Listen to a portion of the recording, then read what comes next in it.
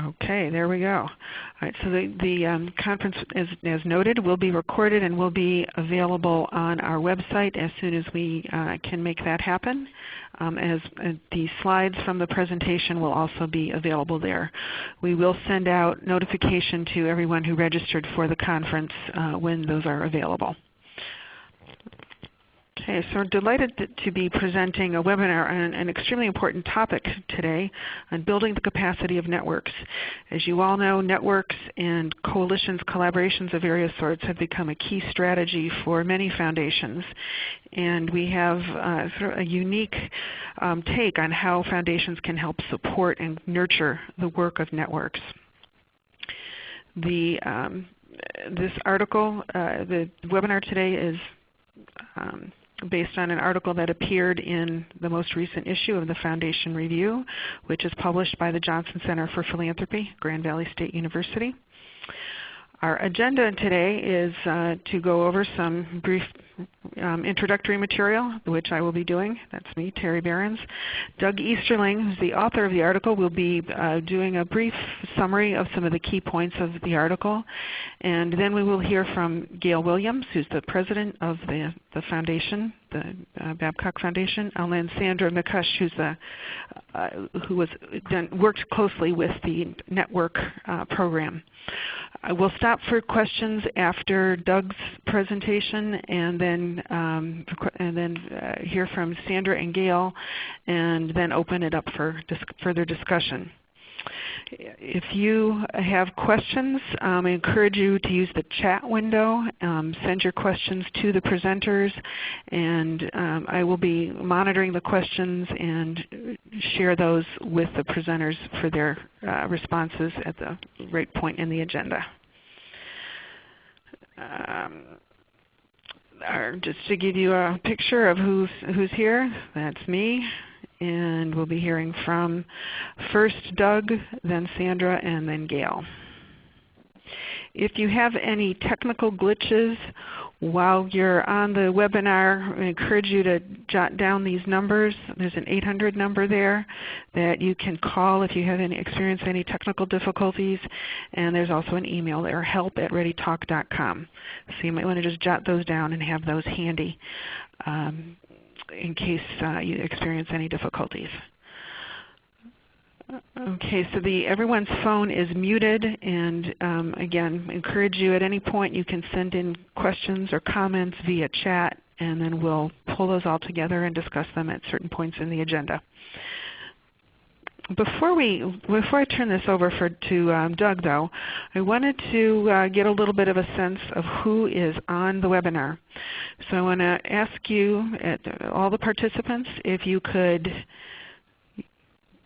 respond to this question that should be appearing on your screen. What type of organization do you represent? Are you from a foundation, a consulting firm, or an individual consultant, college or university, nonprofit, or other?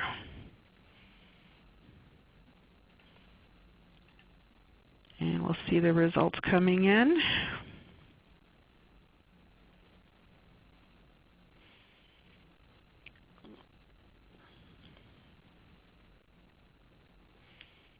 Few people who haven't responded, but we'll go ahead there. So it looks like 44% from foundations, our biggest group here, and then consulting firms and consultants. I suspect those are many of you are consultants who have been working with foundations or with nonprofits to help create networks. Next question is we want to understand a little bit about your experience in working with networks. And for purposes of this, I'm using network and collaborative kind of interchangeably. Are you a member of a funder collaborative? So the 44% of you are foundations. Do you work with other funders in some form of collaborative? Are you a member of a nonprofit network? If you're a funder, do you fund networks of grantees? Do you evaluate or study networks? A consultant maybe who works on developing networks? And this is a check all that apply. So you can check multiple responses to this.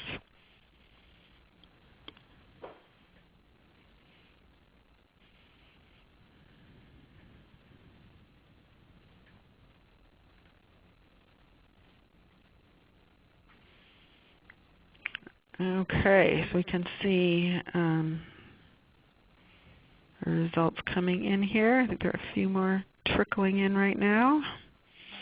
Okay, so over half are people who evaluate or study networks, but a significant portion of people also work on developing networks or funding networks directly. And we have about a third of the respondents who are a member of a nonprofit network. So it's a fairly network-savvy group here. All right. I'm going to now turn this over to Dr. Doug Easterling, who will be walking us through some of the work that he's done with the network building. Doug? Okay, thanks, Terry. I'm delighted to be here and look forward to the conversation. This is an extension of 5 years of conversation we've had with Gayle and Sandra and their colleagues at Babcock, Gladys and Sebastian. And I'm anxious to gather folks involved in this. So let me just start with kind of a more 30,000-foot view on this and sort of why we talk about networks. The starting point for this article is that networks are one form of collective action, a way of gaining synergy. And through collective action, I mean multiple actors, either people or organizations, who work together in an aligned way, in ways that they can get stronger impact than occurs if those actors work independently. So this fits clearly with collective impact and other notions. But I'm going to go back to the larger, kind of earlier frame of collective action.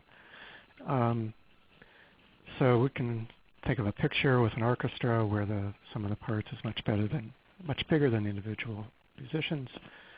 And I want to focus this on collective action for systems change.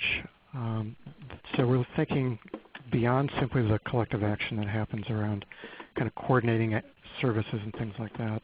But here we're talking about changing social, economic, and political systems, how institutions work with each other. And again, looking at system change that can go beyond what individual actors can do. Lots of examples over the years here in the US, overseas, as recently as the Arab Spring. But certainly the Civil Rights Movement was a compilation of lots of actors working in a coordinated way, also independently, towards a much larger mission. And as Terry noted, there are lots of different ways we talk about this, lots of different frames for collective action, networks, coalitions, movements when it gets really big. So the question is, what can funders do with regard to collective action? And this is a bit of a dilemma in that most foundations are most accustomed to working with individual nonprofits. That's what grants are typically geared towards.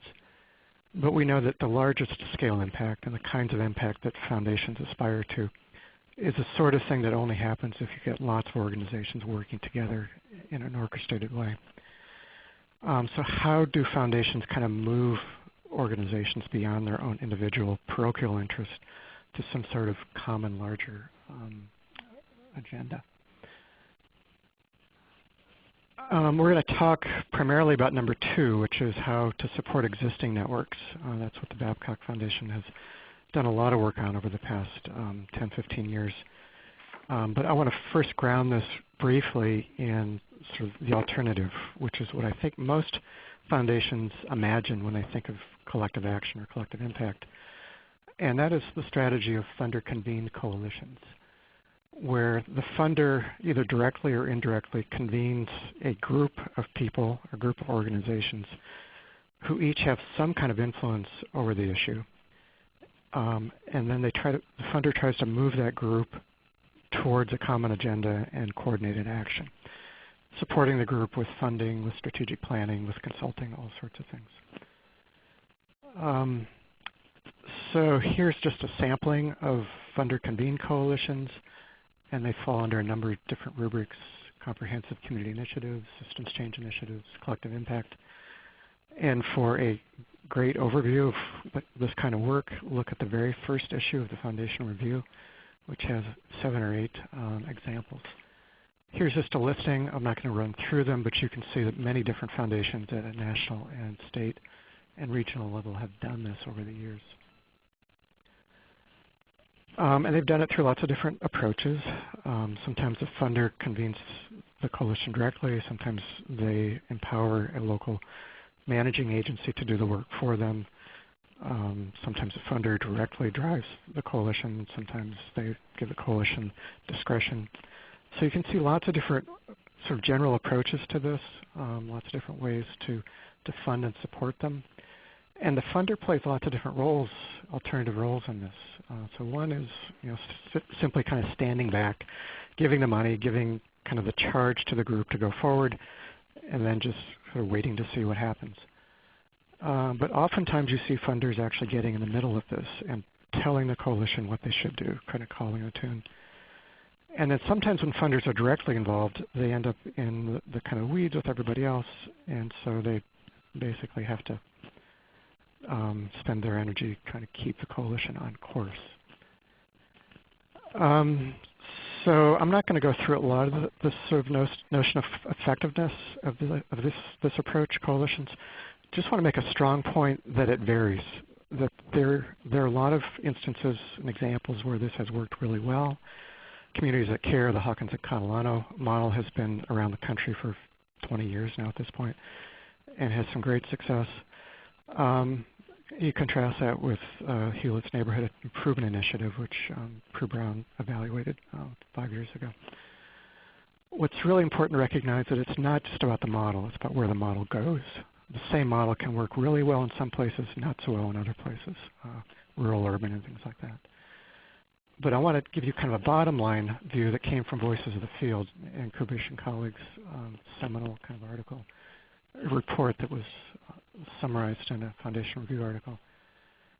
And this whole notion of Foundation-defined, externally catalyzed initiatives really it's wanting in lots of ways. It provokes resistance. It creates these artificial infrastructures.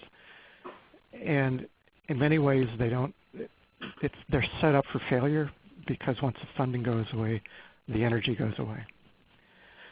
So that takes us to option 2, which is what we'll spend our time talking about today, which is strengthening existing networks, not trying to create something new, but looking for things that essentially are in line with the funder's interests and trying to somehow guide, direct, mold, support those efforts in ways that satisfy both the network and its members and the foundation, recognizing they're not ever completely aligned, but there may be a lot of great overlap between those two. So one thing to recognize is that when we get to strengthening networks or building the capacity of networks, this is a different way of doing work. We can learn some things from capacity building for nonprofits, but nonprofit organizations have a very different structure than networks. Organizations have employees, networks have members, members come and go, there's no central control in a network, there's no shared mission in a network, there may be no resources in a network beyond what the members bring themselves. So the approach to building capacity for a network can't go through the same channels as happens with a typical organization. So I'm going to give you a really quick example of the Highlander Folk School as what I think is one of the best examples of a group that was able to support networks. Highlander was formally in place from 32 to 61, founded by Miles Horton. And it supported labor organizing throughout the South and then became a key player in the whole civil rights movement. Martin Luther King was a frequent kind of attendee at Highlander. This is in Tennessee. Rosa Parks was there for a couple of years before she refused to give up her seat on the bus. And this is one of the early pictures of what a network map looks like. This was the Attorney General from Arkansas who was speaking to the Tennessee legislature, arguing that Highlander was way too influential over this network of civil rights groups, and he convinced the Tennessee legislature to revoke the charter of Highlander for being subversive and communist. So that's one sign of success. So let's turn to what a funder can do, because funders are different than Highlanders. we're going to look at the Babcock Foundation. What I'm going to present in a very cursory fashion, Sandra and Gayle are going to describe in much more depth, and they're going to flesh it out in ways to bring it to life. What I'm presenting here was based on an analysis that came out of about 3 years of learning conversations, as well as some interviews with grantees and board members and other kind of peer foundations. Key thing about the Babcock role is that it goes way beyond funding networks. It's really about kind of getting in there with networks in ways that move the network forward, but not in a way that goes against the network's own interests. And we'll talk a bit about how that actually happens. The key is that the program staff are out doing things that you don't normally see program staff do, to the point that Babcock now refers to program officers as network officers. So a few core assumptions about what networks need to be effective at systems change work. And you'll see this, and Sandra will go through some of this too, but it's all about getting strategic, recognizing common interest among members, developing strategies in line with those interests, coordinating the work across members, gaining credibility, connecting to resources, and then especially expanding the network with the kinds of members who can give it credibility and influence. And that might include members who really don't fit with some of the original members. So that's an interesting dynamic. This is probably the main slide that we should be looking at throughout the course of this. This is what network officers actually do. 4 key roles. The first is kind of a reconnaissance role of identifying the kinds of networks Babcock might want to invest in and work with. That can be through what the foundation already knows about, or it can be through sending network officers into the field to kind of see what the options are, what the potential is. A lot of brokering and connecting between organizations, either among themselves or connecting them to networks, connecting networks to each other. There's grant making, but it's a special kind of grant making that funds the network, not at the expense of funding to individual members of the network. And then I think probably the most unique part of what Babcock does is this kind of questioning, advising, and prodding. And I think you'll hear a lot about that from Sandra. I talked to a few folks from networks who had been funded and supported by Babcock, and this was what they talked about. It primarily is about the network officer coming in and helping the network and its members step up onto the balcony and kind of see the bigger picture, see what the common interests are, to see what the potential is. Because oftentimes these were networks that were purely convened for learning purposes or just to coordinate or share ideas. The idea of moving to being kind of a proactive agent for new work to catalyze something, that was new for a lot of these networks, and so that was an idea that Babcock planted. So beyond that, then the question is how do you develop strategies? And all the folks I talked to recognized that Babcock was there with them all along the way, pushing them to be strategic and to think about the effectiveness of their strategies. A lot of challenges to this work. It requires a set of skills and sensibilities that go way beyond what typical program officers do. And so one point I want to start with, and I think we'll hear more about, is this is not a new set of job responsibilities to assign to an existing program officer. There's a lot of selection that goes into finding good network officers, a lot of ongoing kind of skills development and testing things out, real-time learning. A lot of this work is about relationship building, and on the one hand, those relationships need to be honest, direct, and open. On the other hand, you don't want the network officer kind of in there at exactly the same level and the same role as other network members. The foundation is always going to have power that other people are going to treat as being somewhat weird, and so the network officer has to kind of do that dance between the outside and inside the network. There's always a chance that if the network officer is really effective at moving the network along, that the network becomes overly dependent on the network officer. And then the question is what happens after 5, 10 years when things change? The members change, the direction of the network changes, the foundation changes its own priorities, or it changes its staff. what's the exit strategy for this kind of work? How do foundations gracefully kind of move out of working with networks in as intensive a way?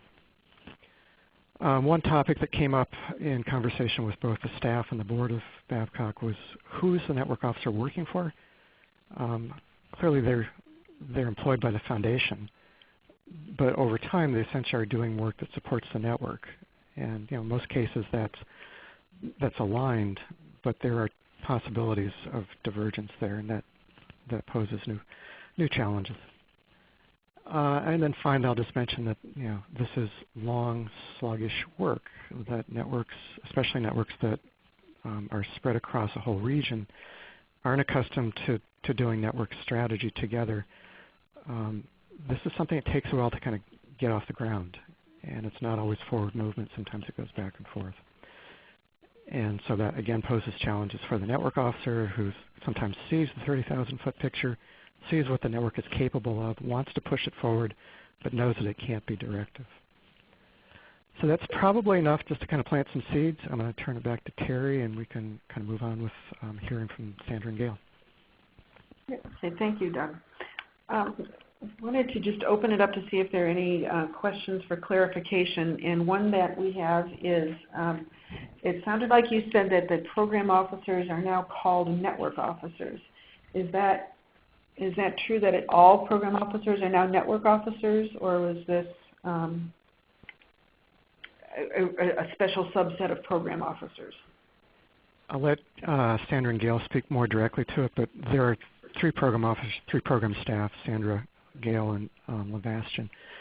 And my sense is that they do kind of program officer work and they do network officer work, but they are all out there actively serving as network officers. Okay. Sandra or Gayle, did you want to respond to that? So there are... I'll respond. This is Sandra. As Doug said, we do traditional program officer work, and then in priority states and regions where we have a strategic goal to build relationships and deepen the work, we take a much more active network officer approach. But the same people do both types of work. Okay, thank you. All right, we've got a couple of other questions coming in. One was about you talking about the importance of getting down to the strategy of the network. And so does each network only have one strategy, or are there community-based networks through which multiple strategies might be carried out? Yeah, lots of levels. And I think one thing that you'll hear from Gayle and Sandra is that these networks are both local and regional, and there are strategies at all levels. Okay, great. We do have some other questions, and I'm going to hold off till after we hear from Sandra and Gayle. So, Sandra? Okay, sure. I'll start. And again, my name is Sandra Mikush, and I am Deputy Director of the Foundation, and one of my roles is to be a network officer in the Appalachian region. We work in 11 states across the South, and the Appalachian region is one of our priority regions. So what I want to do is offer a couple of stories that illustrate how we work as network officers at the Babcock Foundation. And as we just described, we also play a traditional program officer role, reviewing proposals, managing grants, and program-related investments. And we do make multi-year general operating support grants. We have taken a capacity-building approach for at least 20 years. But I want to tell some stories that will perhaps help you see how we use the network officer approach to help support and strengthen networks for impact on poverty across the South. So I'm going to tell 2 stories. The first one is about the Alabama Tax and Constitutional Reform Network. And this is an informal network of several organizations working to create a new constitution for the state of Alabama. The network emerged from the work of several well-established groups, each working on different strategies and with distinct constituencies around common goals. The groups had a culture of cooperation and communication, but they weren't thinking deeply about aligning their strategies for greater impact. So the Babcock Foundation shared the analysis that these groups had, that the Alabama Constitution, which was written in 1901 and codifies racism and civic disengagement, that is a significant hindrance to any progress on moving people and places out of poverty in Alabama.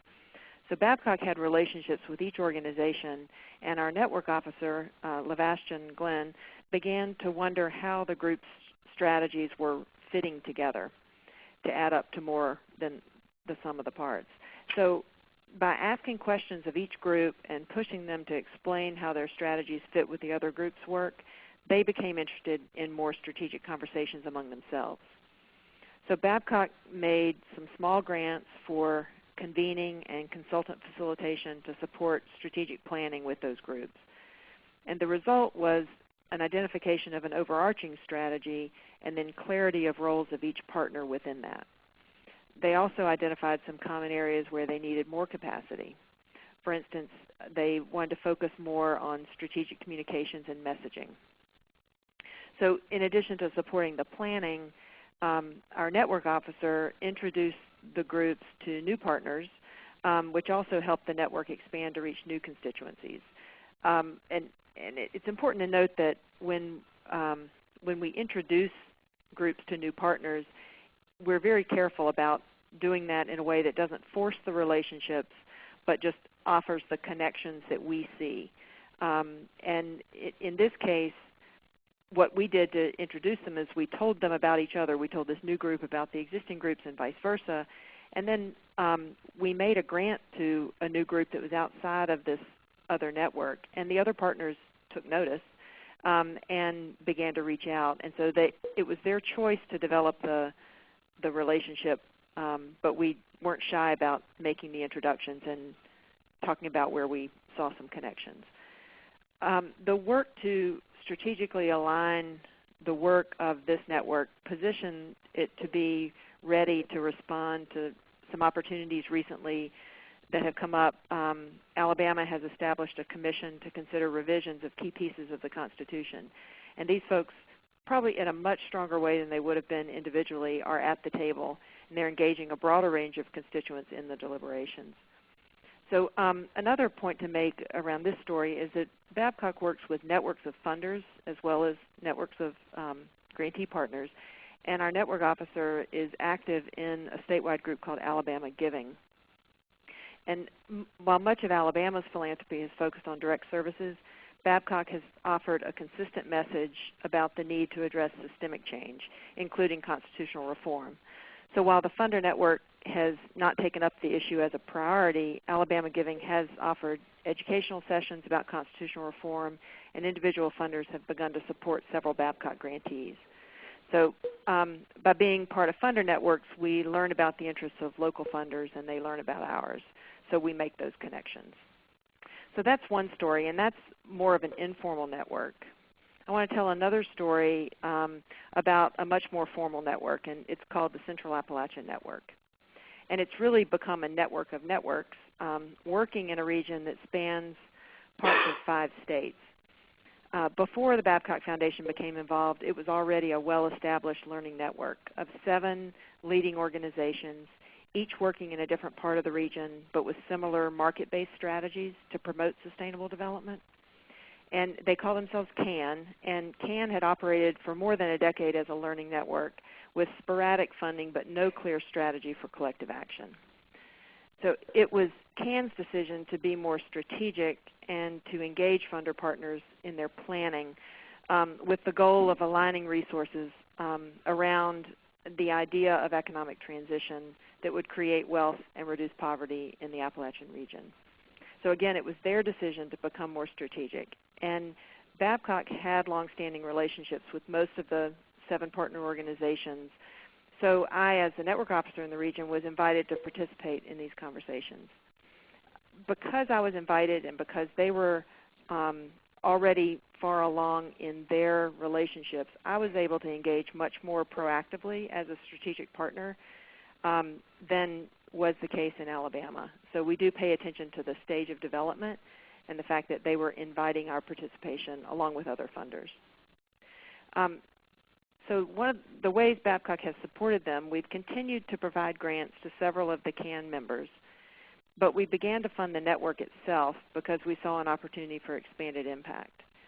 So with core funding from Babcock and other funders, CAN as a network has identified promising sectors for economic development in the region and has created this network of networks to build out these sectors, starting with the local food system in Appalachia. I wanted to note too, I think it's important to know that CAN has a very effective backbone organization, to use the term that FSG uses regarding collective impact. This has been critical to expanding the network's capacity and impact, and Babcock and other funders have been willing to support that backbone. CAN also raises money to provide operating grants to the core members in recognition of the considerable time and attention required to move the network forward. So Babcock has supported the organizations themselves, the backbone organization of CAN, as well as capacity building for CAN as it has adapted its own systems for governance and other systems to support a new heightened level of operations. In talking about our relationship with funders, an interesting outgrowth of this is that the Babcock Foundation has used the relationships developed through and with CAN to engage a wider network of funders around this notion of economic transition. In the past 3 years, we've helped create the Appalachia Funders Network, which has engaged more than 50 funders representing public agencies, community foundations, regional and national foundations interested in the region. The formal CAN network and the many, many informal networks related to CAN have been very influential in the funder network's analysis of challenges and opportunities in Appalachia. So as the Funders Network is working to strategically align various funders for collective impact, they are very much influenced by this grantee partner network. So I think the CAN story for me illustrates how a strong grantee-driven network can engage with a funder network to co-create strategies for collective impact.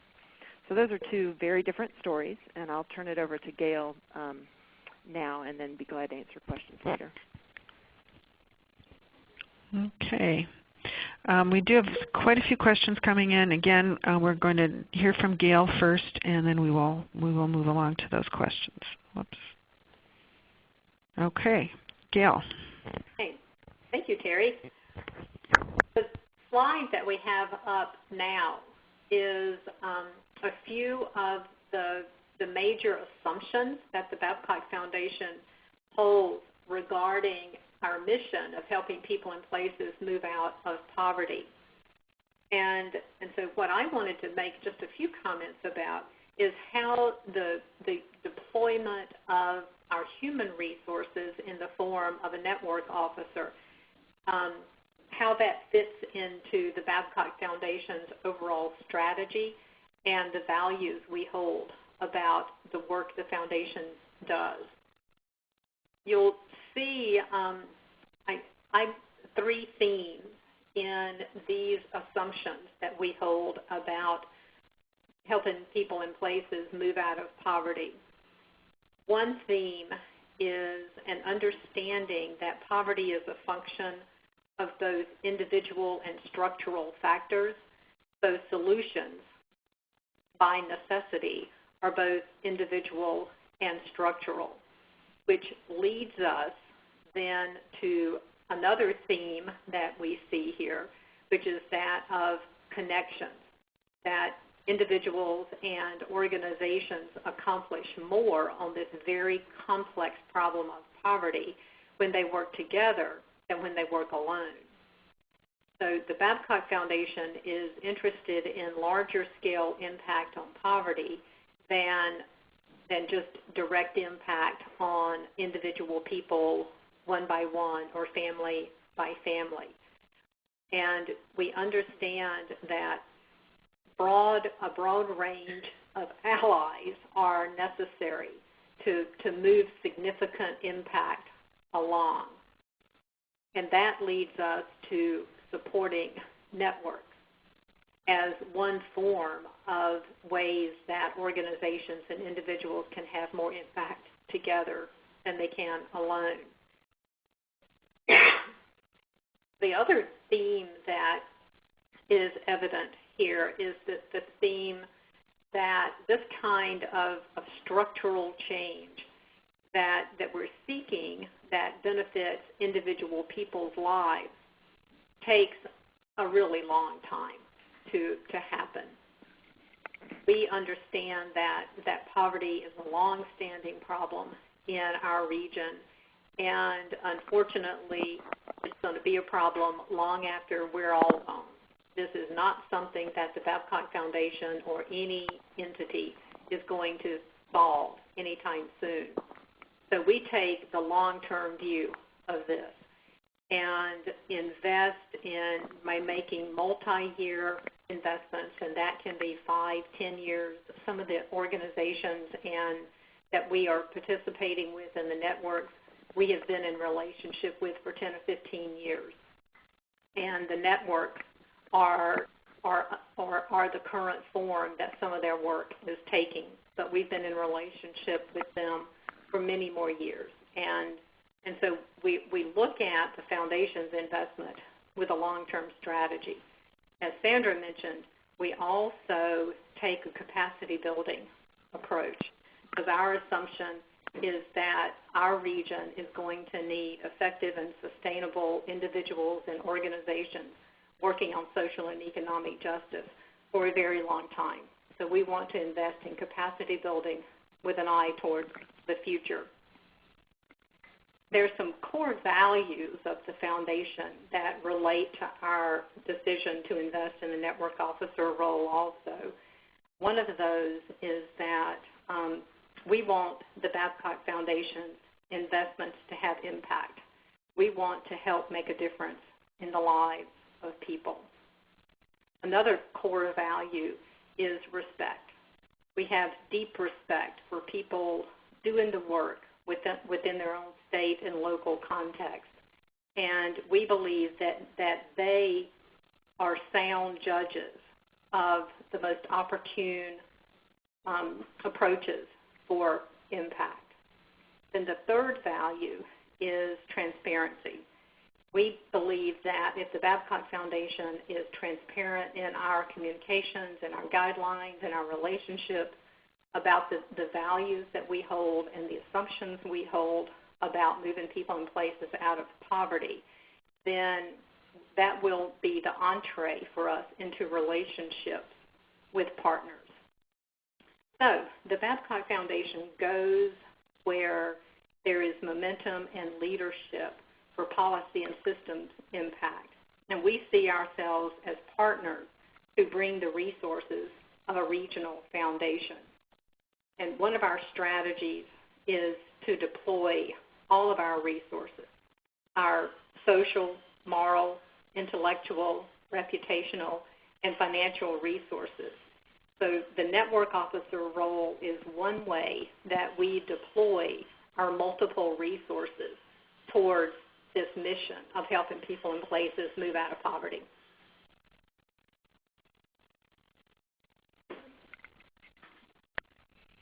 Okay, thank you, Gayle.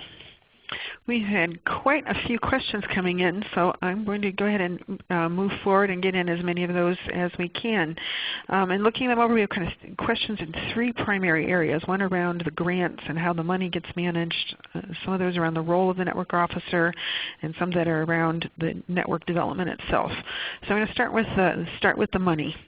Can you describe sort of who gets the money, how you decide who gets the money? Do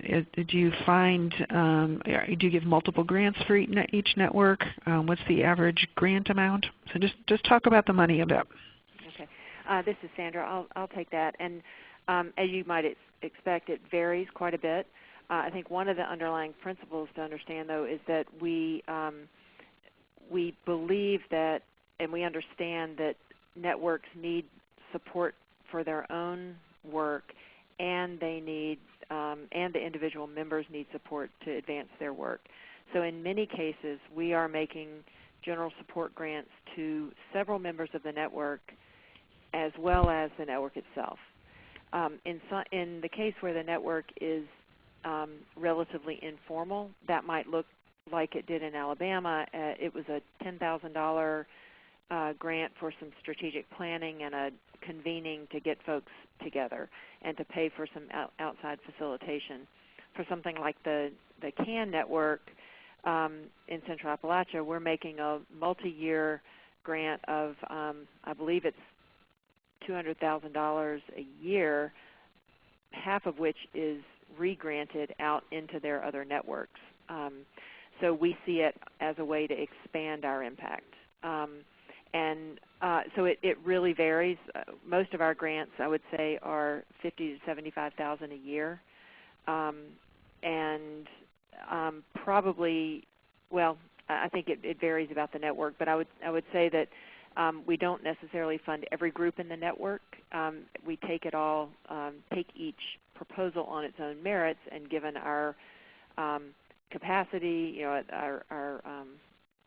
the grants we have to offer and how much progress they're making and their own growth and advancement, as well as the network's development.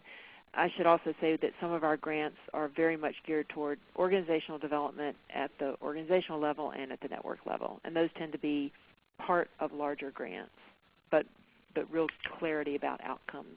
So are those grants typically given to a lead organization then who does the? Yes, and we pay a lot of attention to who we're accountable to. So we ask questions about their decision-making body, and in an informal network that's really, really important, because you don't want to make a grant to a single organization without real clarity about who's making the decisions, and if things change, who will be making the decisions. So often there is a fiscal agent that is as likely as not one member of the network, but we feel accountable to whoever is the decision-making body of the network itself, which is usually representative of several members. Okay, thank you. A couple of questions about the role of the network officer. Can you speak to the balance of being directive and responsive or non-directive when, as a funder, you're also a major provider of services in the community that's being served by this fledgling network? Okay, so you're working with people who are receiving services as well as the people who are providing them here. This is Sandra again. We are very careful to understand the inherent power dynamics in the relationship, and so we are very careful, as I think Doug pointed out, to be supportive and strategic but not directive. And that can be very hard because a whisper can come across like a shout, and a suggestion can feel like a mandate. So we understand that, and we bend over backwards to be careful about how we engage and are transparent about the power dynamics. We also pay attention to different stages of development. The examples I gave, we are willing and able to be more activist depending on how powerful the coalition already is and how independent of our funding they feel, and we recognize all of that. But I think one important thing that I try to keep in mind is that just as we're careful not to overreach, we also have to be careful not to go in the other direction and abdicate our responsibility for using our resources the way Gayle was describing, because we do have some influence. We have financial resources, we have relationships with other funders, we have perspectives of that 30,000-foot view where we see the connections that others may not. So we would be we would be shirking our duty if we didn't pay attention to that, but we have to do that in an incredibly careful way. And I think transparency and authentic relationships is probably at the core. Yeah, and Terry, may I add something? Please. I think our role as a regional funder is, by its very nature, a little different than the role that local funders might play in networks. Because I heard in the question, I think, an assumption that the foundation is also a major funder of direct services in the community. And that is not the case for a regional foundation. Usually it is the case for a local foundation. And so I think the relationship of a network officer from a regional foundation is inherently a little bit different than a network officer role in a local community-based foundation. Okay. That would be something to explore some, I think. Oh, that's an interesting distinction that would be great to follow up on. I'm hoping we can follow up on some of these conversations on the Foundation Review blog, and I'll talk about that as we're ending up here. There were several questions sort of related to how you view the network. So what happens if there's a situation that you see that's ripe for a network but there's no existing network? Would you go about trying to start one? How would you think about that?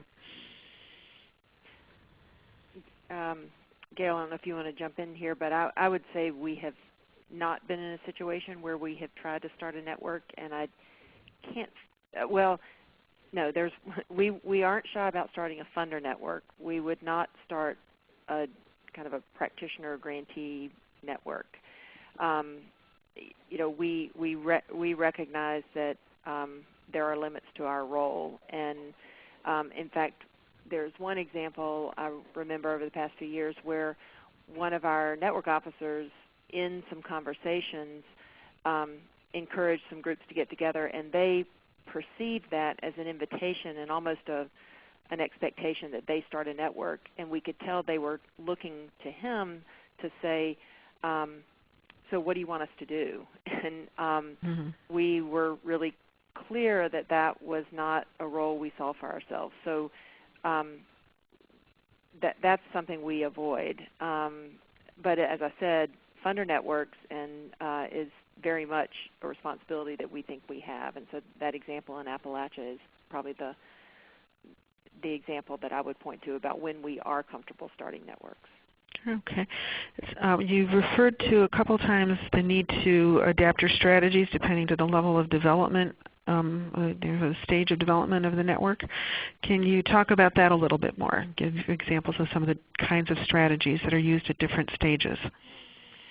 Sure. I think in the early stages there's often a lot of almost open-ended small support that can be through grants, or it can be informally and really more about literally brokering those connections.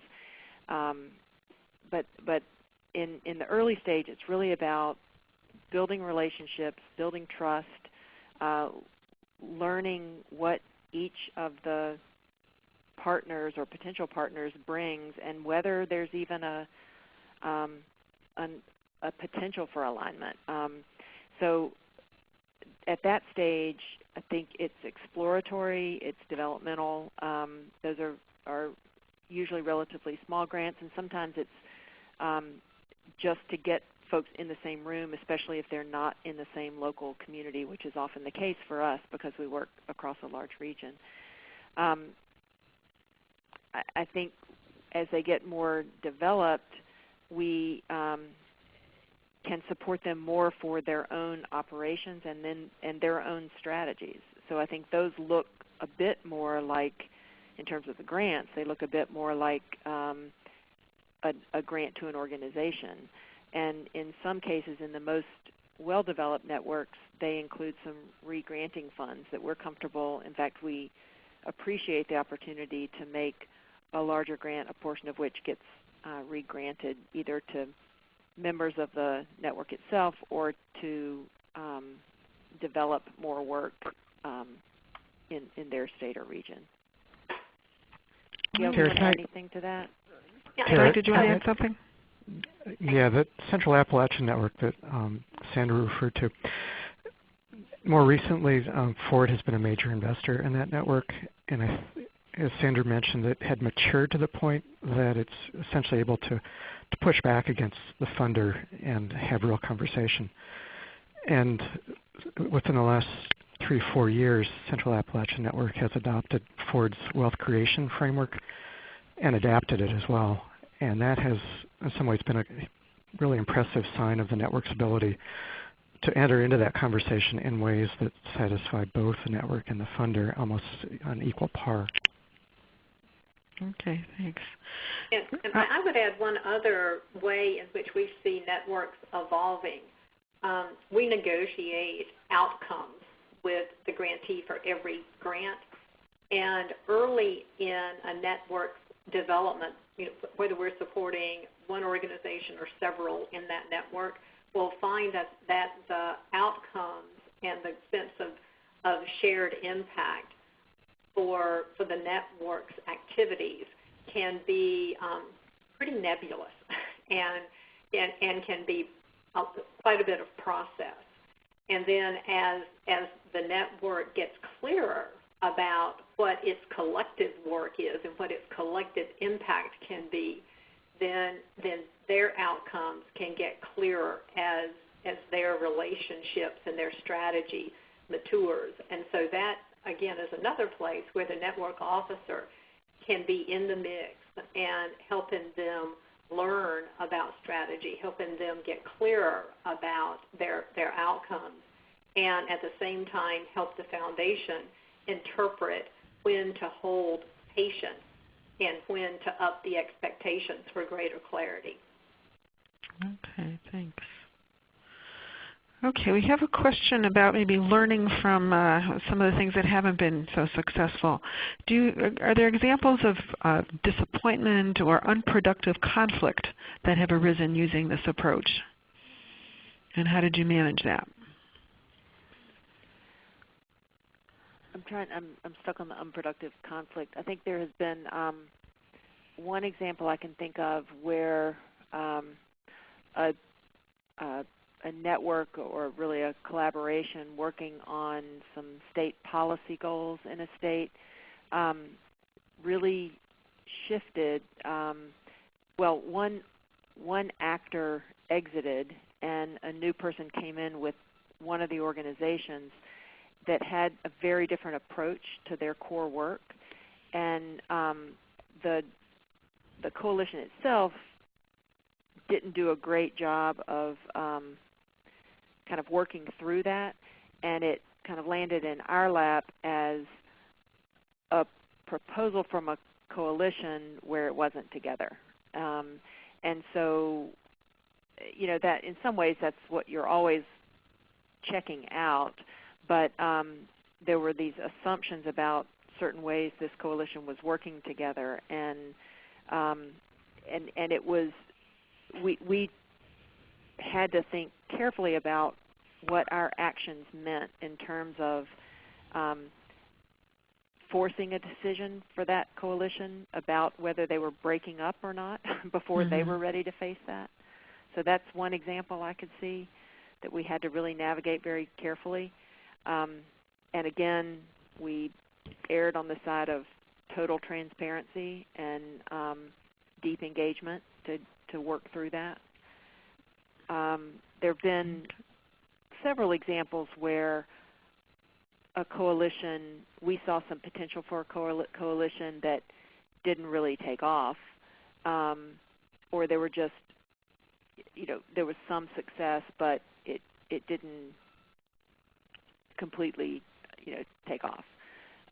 Gayle, can you think of any other failures that are important to learn from? Well, I would say that the network in Alabama working on tax and constitutional reform has been a challenge because one, they were all working on that topic and knew each other and had worked together on other things.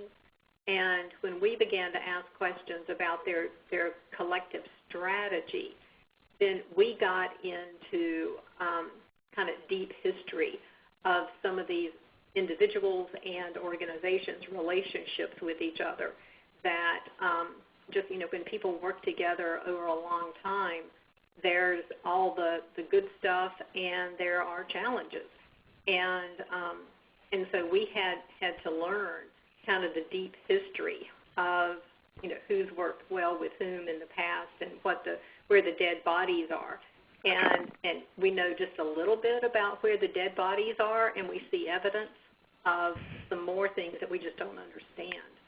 And so our network officer down there has had to do a lot of learning and enter very respectfully into that network of relationships. Okay, we have just about 5 minutes left, and quite a few questions have come in, so we're not going to be able to get to all of them. But there were a couple of questions that I think were a natural follow-on from that, Gayle, about how do network officers get these skills? What kind of training did the network officers have? Did they come in with them? How did you make the transition from being a program officer to being a network officer?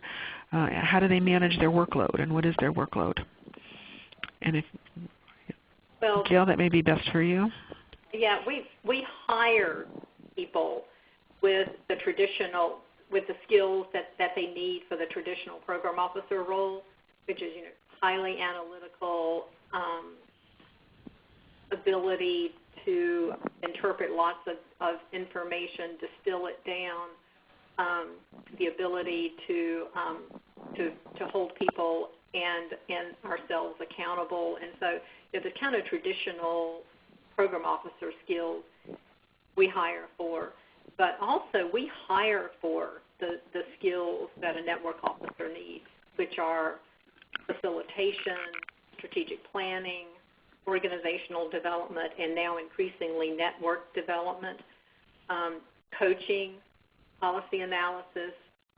And so we're hiring for a skill set that is heavy on the analytical and equally heavy on the relational and developmental skills in working with people and organizations and networks.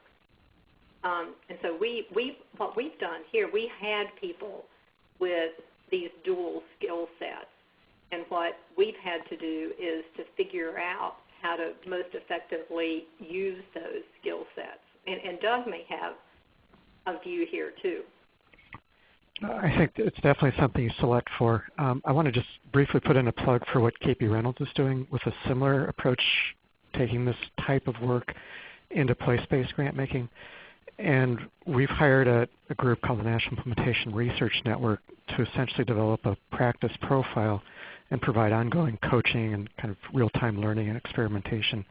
So we've essentially kind of wrapped a support system around this group because we know it's such new work. Okay, that was another question that someone asked. Are there other foundations using this approach? Does anybody know of other foundations who've created this kind of network officer role? I think that was the point of doing the article. Mm-hmm. I think we could each name some individuals in other foundations who work in a very similar way. Mm-hmm. But we don't know of anybody else who's named it and said we're going to develop this skill set. Have kind of adopted it as a foundation strategy. Yeah, just Terry, that's kind of bottom line on that. This is not a strategy for every foundation. I mean, it really gets to the core values of the foundation's kind of what it wants to do and how it wants to make change happen. And so it needs to be a very deliberate selection process. Okay, that's great. Good point. Just 1 minute left. We had some questions about how you evaluate, what kind of strategies you've used in evaluating the health, the processes, and the outcomes of networks. I'd say there are actually a lot of experts on the. I can look who's on the call right now. Mm-hmm. I mean, I think that's an open question and probably the next stage of this work. Okay. All right. Thank you.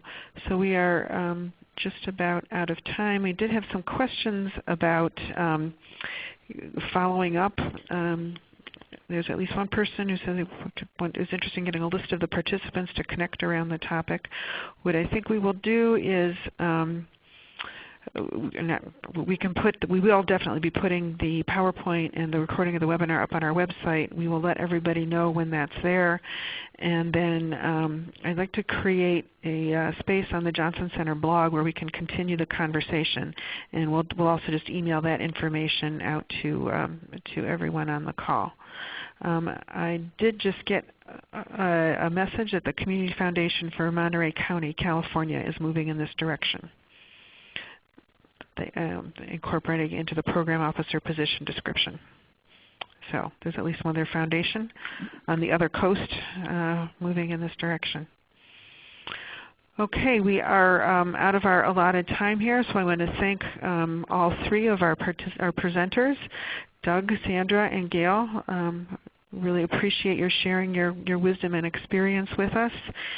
And thank you to all the participants. I have to do a quick plug that if you are not a subscriber to the Foundation Review, that we can apply today's webinar fee to a new subscription, and you can contact Robert Shallett, shalletr@foundationreview.org for details. And again, thank you for your participation, and look for some information via email when the materials are available on the website. Thank you.